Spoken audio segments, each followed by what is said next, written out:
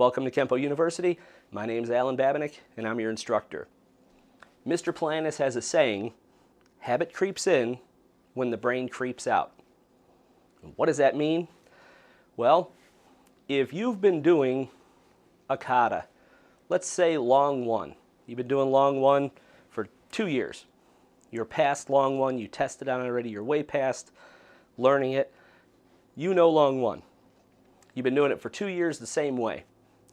And then all of a sudden, you find out, oh, wait a second, there's a motion in there that I wasn't aware of. Or there's something changes just a little bit. Okay? You've been doing that kata for 2 years the same way. And now you're going to try to change it.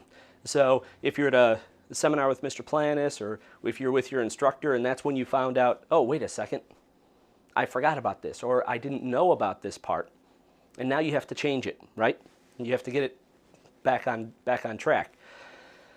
You can only change that kata and what you're doing if you keep thinking about it.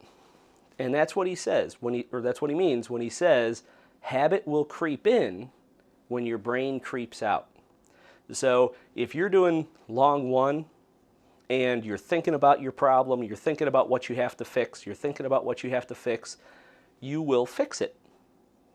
If you start doing, maybe the problem was at the end, something with chamber in your hand high or something like that. So maybe you were doing it a little bit off time or different or something like that. So it's way at the end. So all of a sudden you start the kata, you start going along on long one, and you just start on autopilot, right? So you just start doing the kata on autopilot, and then all of a sudden you just zip through the part that you were supposed to fix because habit creeped in. You were doing the kata the whole time. You weren't really thinking about it. You just kind of were on autopilot, and I'm doing it. And then all of a sudden you skipped the part that you were supposed to try to fix, or you just didn't do it, and habit crept back in.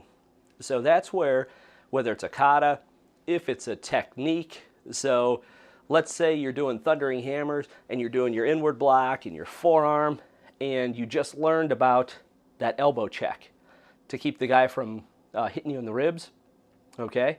So you just found out about that elbow check, but you've been doing thundering hammers for years, okay? Even if it's for months, you've been doing, even if, let's say it's months, you've still had that much practice doing it without that little elbow check in thundering hammers. So now all of a sudden, every time you do thundering hammers, you got to think about it. You can't just go, I'll fix it as I get there. You have to think about it. You have to go, okay, I got to block, I got to shuffle in forearm, I have to do my elbow check as I turn. Because the rules say you're not allowed to do it as a separate motion, right? Never block, cock, or check as a separate motion. So you can't go check and then do this. That would be bad timing. So you have to think about it ahead of time to fix all this stuff. So whenever you're trying to fix something, or you find out something's a little bit different and you want to try it out, you have to think about it. And a lot of times, if you Tai Chi through it, go slowly through it. So again, once I start, if I just started doing thundering hammers and I was never doing that elbow check, if I just started going fast, I'm just going to go right back to habit. And I'm not going to throw that check in there. I have to be thinking ahead of time. I got to get that check. I got to get that check. Oh, I got my check. Good.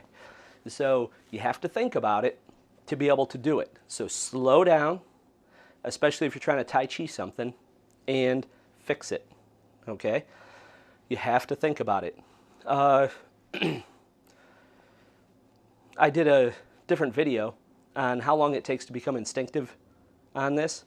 And the British Special Air Service, the SAS, British SAS, said movement has to be done 2,400 times combined with realistic exercise in order to be learned properly and instinctive. Now that is from scratch. So that's 2,400 times you have to do a movement from scratch. But wait a second, what if you had a bad habit? It's probably going to take 2 to 3 times that much. It's probably going to take like 5,000 times. 7,500 times because now you have to fix the bad habit, okay, learn the new habit, and then do it 2,400 times to make it instinctive. So just learn it, try to learn it right the first time, okay? If you didn't, if your instructor taught you a little bit different or something like that, it is what it is. But if you want to do it right, it always takes hard work and training, and you need a body. You got to do stuff on a body, right? So if you're trying to fix a problem, or if you're trying to work through something, you're trying to learn something, don't zip through it super quick. Take your time, think about what you're doing, and learn it right, hopefully the first time. And that way it goes a little bit faster than trying to fix something. So try to learn it right the first time if you can, instead of zipping through stuff. Thank you for watching this video production from Kenpo University.